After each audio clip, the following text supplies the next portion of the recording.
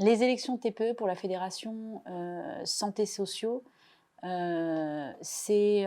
représente, un peu plus de 200 000 salariés, des très petites entreprises et donc c'est une part importante, quand même de notre champ professionnel. Donc tout secteur confondu, du sanitaire au social, au médico-social jusqu'au libéral.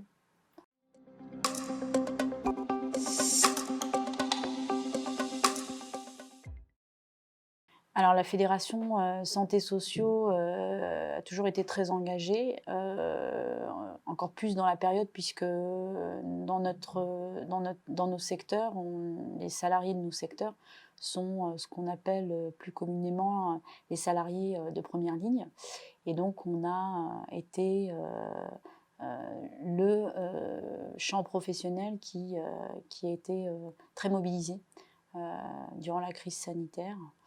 Et là-dessus, avec nos syndicats des santé sociaux dans les départements, on a été très mobilisés, assez réactifs pour répondre aux questions et aux interrogations, notamment sur la réglementation et sur les risques et la prévention de ce virus.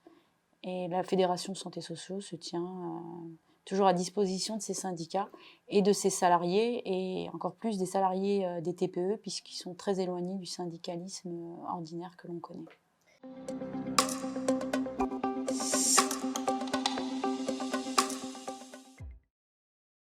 Alors, nos syndicats santé sociaux restent très mobilisés sur la question du développement. Il y a un développement sur le syndicalisme des cadres.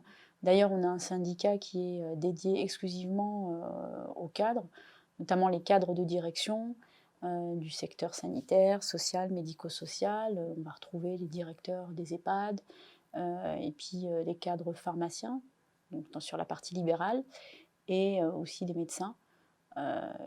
On a toujours considéré que les cadres étaient des salariés comme les autres, qui répondaient aux mêmes obligations de travail.